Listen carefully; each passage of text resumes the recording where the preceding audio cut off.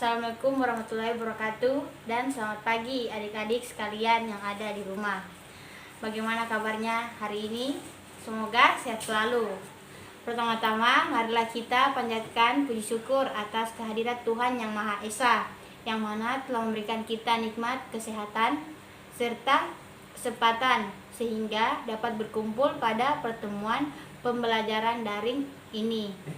Jadi, sebelum kakak masuk materi pada pembelajaran hari ini, terlebih dahulu kakak akan memperkenalkan diri. Nama kakak Yulanti, NIM A221-17068, Program Studi Pendidikan Biologi. Jadi sebelum kakak memulai pembelajaran hari ini, marilah kita berdoa agar pembelajaran kita hari ini insya Allah berkah dan bermanfaat. Berdoa dimulai. Nah, pernahkah adik-adik menaiki kendaraan yang sedang bergerak di sepanjang jalan raya? Apa saja yang adik-adik lihat di sepanjang jalan raya tersebut? Nah, keadaan yang sama terjadi juga pada sistem peredaran darah manusia. Mengapa dikatakan demikian? Karena sistem peredaran darah pada manusia itu terdiri dari pertama jantung, kedua pembuluh darah, yang ketiga adalah darah.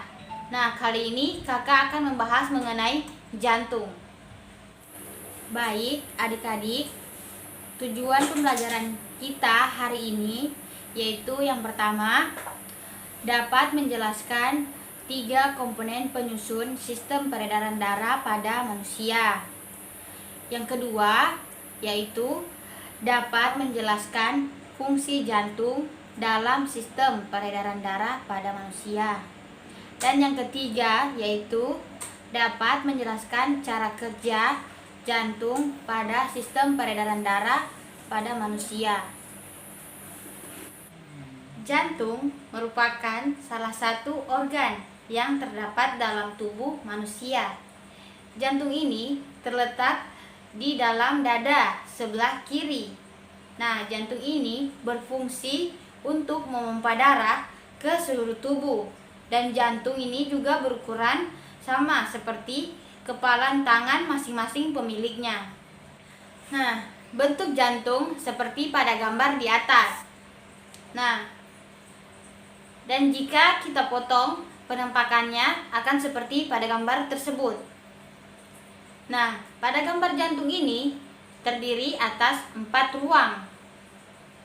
Nah, 4 ruang tersebut yaitu yang pertama adalah serambi kiri, yang kedua serambi kanan, yang ketiga bilik kiri, dan yang keempat bilik kanan.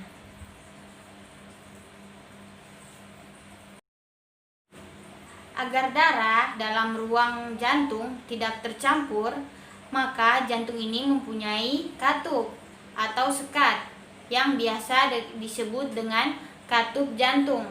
Nah, berikut adalah letak masing-masing katup jantung.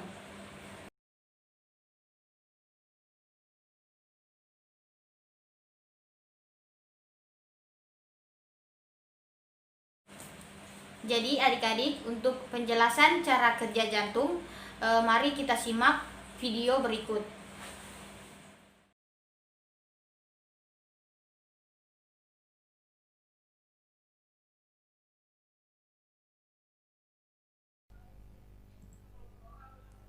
Kamu dapat merasakan detak jantungmu setiap kali kamu meletakkan tanganmu di dada. Tapi tahukah kamu apa yang sebenarnya terjadi? Atau apa yang membuat jantungmu tetap berdegup? Setiap hari, jantung kita berdetak sekitar 100.000 kali, mengirim setidaknya 2.000 galon darah yang mengalir di seluruh tubuh kita. Meskipun jantung kita tidak lebih besar dari kepalan tangan, jantung memiliki peranan yang besar untuk tetap membuat darah mengalir sepanjang 60.000 mil dalam pembuluh darah, yang mengedarkan nutrisi dan oksigen untuk organ dan jaringan. Darah mengedarkan seluruh substansi tersebut melalui berbagai saluran yang disebut pembuluh darah.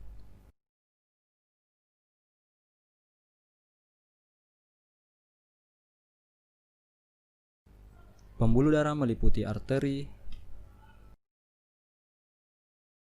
vena, dan kapiler. Untuk membuat darah mengalir ke seluruh tubuh, kita memiliki sistem pemompa, dan jantung adalah pompanya, di mana jantung tersusun atas otot yang memompa darah ke seluruh tubuh, berdetak sekitar 72 kali per menit sepanjang hidup kita. Jantung manusia memiliki 4 ruang. Atrium kanan, atrium kiri, ventrikel kanan, dan ventrikel kiri.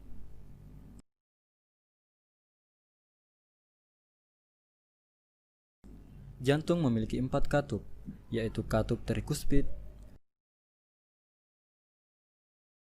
katup mitral, katup aortik, katup pulmonik. Katup ini merupakan katup satu arah. Sekarang kamu telah mengetahui struktur jantung. Selanjutnya, mari kita cari tahu bagaimana jantung bekerja.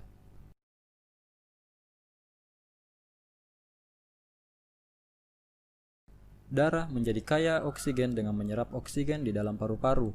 Jantung mulai bekerja ketika darah yang kaya akan oksigen terbawa dari paru-paru menuju ke atrium kiri melalui vena pulmonalis. Saat atrium kiri berelaksasi, darah akan terpompa masuk ke jantung. Saat atrium kiri berkontraksi, secara bersamaan ventrikel kiri akan berelaksasi. Atrium kiri menekan darah menuju ventrikel kiri melalui katup satu arah. Ketika ventrikel kiri berkontraksi, darah akan terpompa menuju aorta, di mana darah yang kaya akan oksigen dialirkan menuju bagian tubuh lainnya kecuali paru-paru. Darah yang kaya akan oksigen mencapai seluruh tubuh melalui pembuluh darah yang disebut dengan arteri. Pembuluh darah akan bercabang menjadi kapiler, yang selanjutnya akan menjangkau berbagai organ yang berbeda di dalam tubuh. Selanjutnya darah akan terdeoksigenasi, lalu pembuluh darah kapiler akan bercampur dan menuju ke pembuluh darah yang lebih tebal yang disebut vena. Vena akan membawa darah yang miskin oksigen menuju jantung. Pembuluh darah yang membawa darah yang miskin oksigen disebut dengan vena cava. Darah yang miskin oksigen dari seluruh bagian tubuh memasuki ruang bagian kanan atas dari jantung yang disebut atrium kanan. Atrium kanan akan berkontraksi dan memungkinkan darah untuk mengalir menuju ventrikel kanan melalui katup satu arah.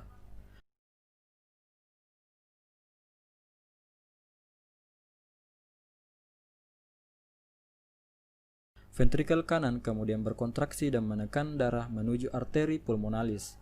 Arteri pulmonalis membawa darah yang miskin oksigen menuju paru-paru. Paru-paru kemudian melakukan pertukaran gas terhadap darah sehingga darah kembali menjadi kaya akan oksigen. Darah tersebut selanjutnya akan dialirkan kembali ke jantung melalui vena pulmonalis dan kembali mengulang siklus sirkulasi tersebut.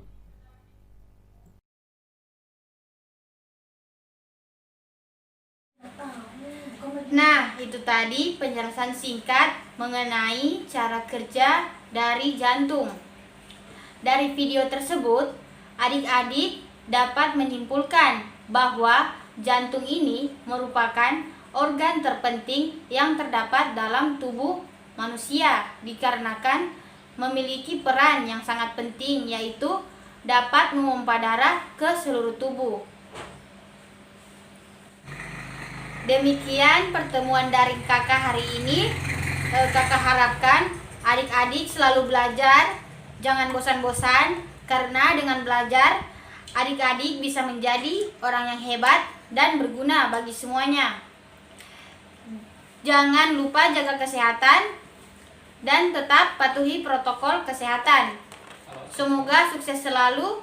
Kakak akhiri dengan wassalamualaikum warahmatullahi wabarakatuh.